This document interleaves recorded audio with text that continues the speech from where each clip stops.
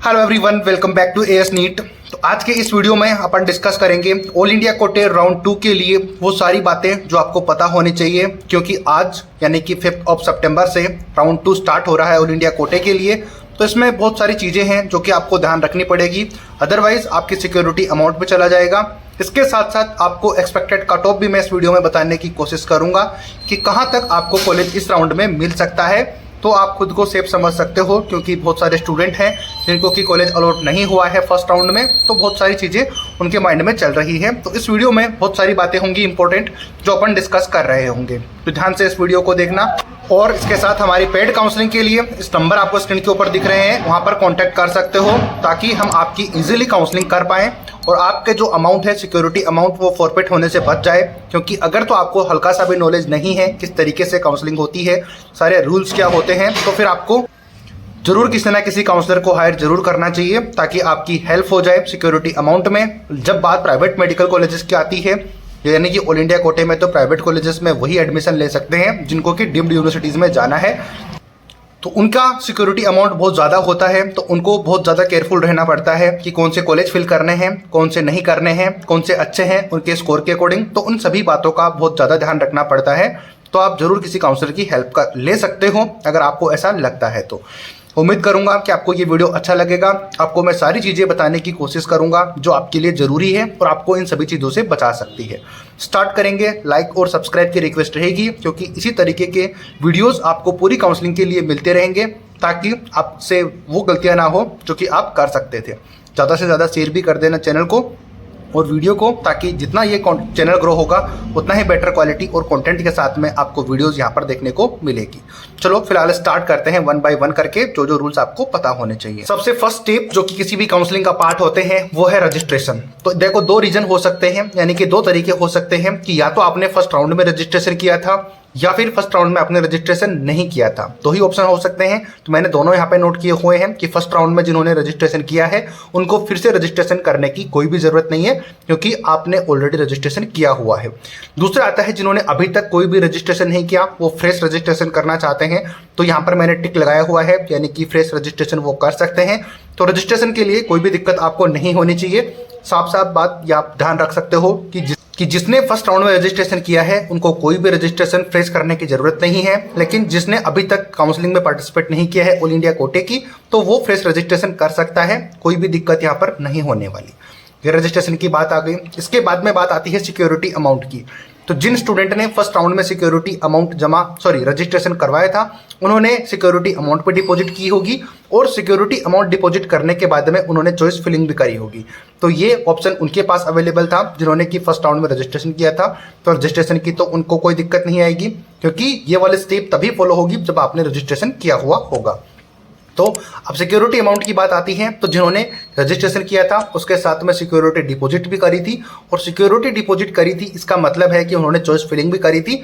तो अगर अब उन्होंने ये सारे तीनों स्टेप करे थे, तो अब उनको ना तो सिक्योरिटी अमाउंट जमा करना है, ना ही फ्रेश रजिस्ट्रेशन करना है। अब उनके पास सिर्फ चांस है वो चॉइस फिलिंग कर सकते हो। आपके पास ये दो काम बिल्कुल भी नहीं करने हैं, ना तो रजिस्ट्रेशन करना है, ना सिक्योरिटी अमाउंट डिपॉजिट करनी है। सिर्फ और सिर्फ आपको चॉइस फिलिंग करनी है, तो वो आप कर सकते हो। आपको इसके अलावा कुछ भी नहीं करना है। ये क्लियर और कट बात है आपके लिए। अब बात आती है उन स्टूडेंट के लिए। रजिस्ट्रेशन की बात मैं आपको समझा चुका। सिक्योरिटी डिपॉजिट की बात करते हैं कि जिन स्टूडेंट ने रजिस्ट्रेशन भी किया था, सिक्योरिटी डिपॉजिट भी करी थी, लेकिन चॉइस फिलिंग नहीं करी थी, तो इन स्टूडेंट के लिए भी आपको ना तो चॉइस फिलिंग ना तो रजिस्ट्रेशन करना है, ना सिक्योरिटी डिपॉजिट करनी है। आपको डायरेक्ट चॉइस फिलिंग करनी है। ये बात पे आपको क्लियर हो गई होगी कि दोनों तरीका मैंने बता दिया है। अब यहाँ तक वीडियो देखा है तो आपको ये चीज़ें समझ हो गई होंगी। बात करते हैं एक ऐसे स्टूडेंट जिन्होंने कि ना तो सिक्योरिटी डिपॉजिट करी है और ना ही चॉइस फिलिंग करी है, लेकिन रजिस्ट्रेशन उन्होंने किया हुआ है। अब क्या इसका रीजन है कि उन्होंने रजिस्ट्रेशन करके छोड़ दिया है, सिक्योरिटी डिपॉजिट नहीं किया। और सिक्योरिटी डिपॉजिट नहीं किया इसका मतलब कि वो चॉइस फिलिंग नहीं कर सकते। चॉइस फिलिंग का ऑप्शन तभी ओपन होगा जब आप सिक्योरिटी डिपॉजिट करोगे। तो ऐसे स्टूडेंट जिन्होंने कि सिर्फ रजिस्ट्रेशन करके छोड़ दिया था, ये सोचकर कि हमारा तो सिलेक्शन फर्स्ट राउंड में नहीं हो पाएगा, इसलिए हम चॉइस फिलिंग भी नहीं करेंगे, सिक्योरिटी डिपॉजिट भी नहीं करेंगे, नेक्स्ट राउंड में कर देंगे, चाहे वो सेकंड हो, थर्ड हो, या फिर जो सा भी राउंड हो उसमें हम करेंगे। तो अब भी उनके पास मौका है कि वो सिक्योरिटी डिपॉजिट कर सकते हैं और चॉइस फिलिंग फेस कर सकते हैं। तो ये रजिस्ट्रेशन और सिक्योरिटी अमाउंट से रिलेटेड डाउट मैंने आपको क्लियर कर दिए हैं। जिस तरीके की कंडीशन हो सकती थी सब मैंने एक्सप्लेन कर दी है। अगर फिर भी आपके कोई डाउट रहते हैं तो मुझे कमेंट करके पूछ लेना, मैं आपको बता दूंगा। अब बात आती है नेक्स्ट, बात करेंगे कि किस तरीके से और रूल्स हैं उनको ध्यान रखना पड़ेगा। हमारी पेड काउंसलिंग के लिए नंबर आपको जगह जगह पे दिखते रहेंगे, तो वहाँ पर हमें कॉन्टैक्ट कर सकते हो, हम आपकी काउंसलिंग अच्छी तरीके से कर देंगे। चलो फिलहाल बात करते हैं। आता है सबसे इंपॉर्टेंट पॉइंट कि सेकंड राउंड फ्री एग्जिट नहीं है। तो ये बहुत ज़्यादा इंपॉर्टेंट पॉइंट है कि फर्स्ट राउंड में आपने खुद से काउंसलिंग करी होगी या फिर किसी से करवाई होगी, या फिर आपको बिल्कुल भी नॉलेज नहीं था लेकिन फिर भी आपने खुद से काउंसलिंग कर ली है, तो आपको या तो कॉलेज अलॉट हो गया था या फिर नहीं हो गया था। गवर्नमेंट, प्राइवेट, डीम्ड यूनिवर्सिटीज कुछ भी वो हो सकती है। यहाँ पर मैं प्राइवेट की बात कर रहा हूँ ऑल इंडिया कोटे में, तो यहाँ पर आप डीम्ड समझना, क्योंकि प्राइवेट कॉलेज की वैसे तो काउंसलिंग स्टेट कोटे के थ्रू होती है, लेकिन मेरा यहाँ पर नोट करने का मतलब है डीम्ड यूनिवर्सिटीज। देखो नाम या फिर कुछ और नाम यहाँ पर मैं प्राइवेट लूंगा या फिर डीम्ड लूंगा, तो मेन मुद्दा यहाँ पर है फीस का, कि जिसकी फीस बहुत ज़्यादा है उसी को मैं प्राइवेट बोल देता हूँ। तो देखो नाम से तो क्या ही फर्क पड़ेगा। मेन मुद्दा ये आता है कि गवर्नमेंट की फीस बहुत मिनिमल होती है, लेकिन प्राइवेट और डीम्ड यूनिवर्सिटीज़ की फीस बहुत ज़्यादा हाई होती है। तो ये मेरा समझाने का मतलब है कि जिन स्टूडेंट ने प्राइवेट कॉलेजेस फिल करने होते थे, यानी कि फर्स्ट राउंड में करे थे, या फिर जिनको ये है कि हमने डीम्ड कॉलेज मिल सकती है, लेकिन अगर तो उन्होंने चॉइस फिलिंग करी है बिना आइडिया के, जिनको आइडिया नहीं है लेकिन वो कर रहे हैं बस, तो उनको बड़ा केयरफुल रहना पड़ेगा सेकंड राउंड में, क्योंकि यहाँ पर फ्री एग्जिट नहीं है। तो अगर तो आपको कोई कॉलेज अलॉट हो जाती है जिसमें आप नहीं जाना चाहते, तो फिर आपकी सिक्योरिटी अमाउंट अब फॉरफिट हो जाएगी, चाहे तो वो बड़ा अमाउंट क्योंकि आपने प्राइवेट कॉलेज के लिए अप्लाई किया था, या फिर ये कह लो कि गवर्नमेंट के लिए भी था, तो फिर आपका जो सिक्योरिटी अमाउंट है वो फॉरफिट हो जाएगा।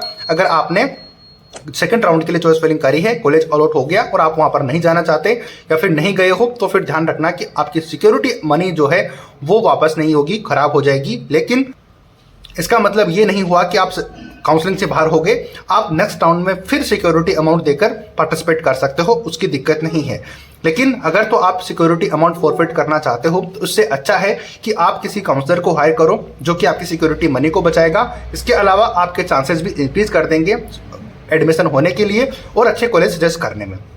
हमारी भी पेड काउंसलिंग के लिए नंबर आपको स्क्रीन पे दिख रहे हैं, वहाँ पे हमें कांटेक्ट कर सकते हो सेफ चलते हुए, क्योंकि सिक्योरिटी अमाउंट प्राइवेट के लिए बहुत बड़ा होता है, तो सबके लिए अफोर्ड करना आसान नहीं होता। क्योंकि सिक्योरिटी अमाउंट के बाद में जैसे आपको कॉलेज अलॉट होती है, वहाँ पर फीस भी जमा करवानी होती है, तो बहुत सारे कारण होते हैं जिनको पता रखना बहुत ज़्यादा जरूरी है।